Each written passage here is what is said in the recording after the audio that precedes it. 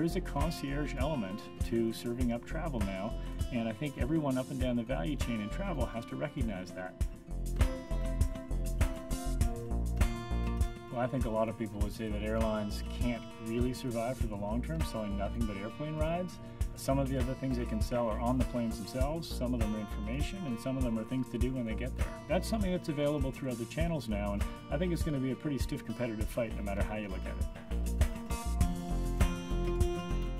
Well, I think airlines in the past have made a lot of investments in trying to own the full travel chain. They found they've gone to a lot of expense without a lot of transactional volume on the other end.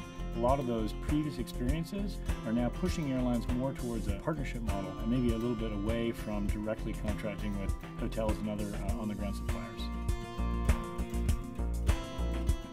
Well, one of the ways that airlines can own that whole journey is by offering the different components of the trip to their travelers at the relevant time. If I booked an airline ticket to London and I'm planning to go there, it makes sense to offer me hotel rooms in London too. But it's unlikely the airline is going to have some access to hotel rooms. It makes more sense for them to partner with someone who does have that access and they can serve it up. And you'll find that a lot of the time, the different companies that own the hotel inventory also own technology that makes it very easy for the airline to private label so that from a traveler's point of view, the whole trip is being organized for them and served up by the airline.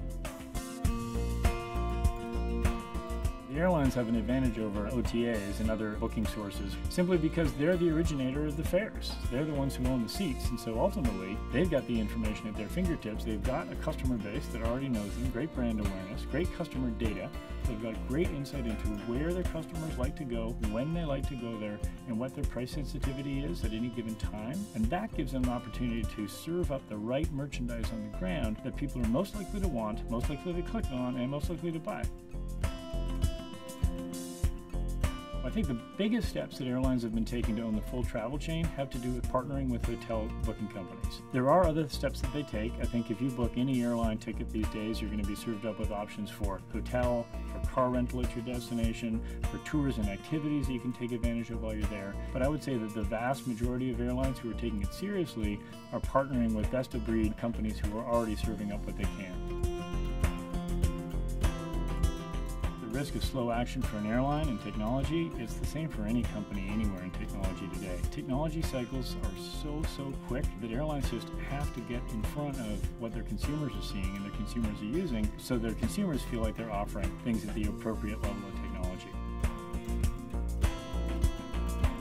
I would say the biggest benefit of owning the full chain is the chance to serve all the different bits that a consumer wants to pick up on their travel, simply because you can make a little bit of money all the way along, and also to offer better experience. You also have the opportunity to understand what the traveler might want. If, for example, you're an airline sending someone into New York City and you also offer them a hotel room, you find out they're staying in Midtown, well, now you've got an opportunity to offer them some Broadway show tickets too. So that knowledge down the chain, you'll never even know that you should have offered them tickets in the first place.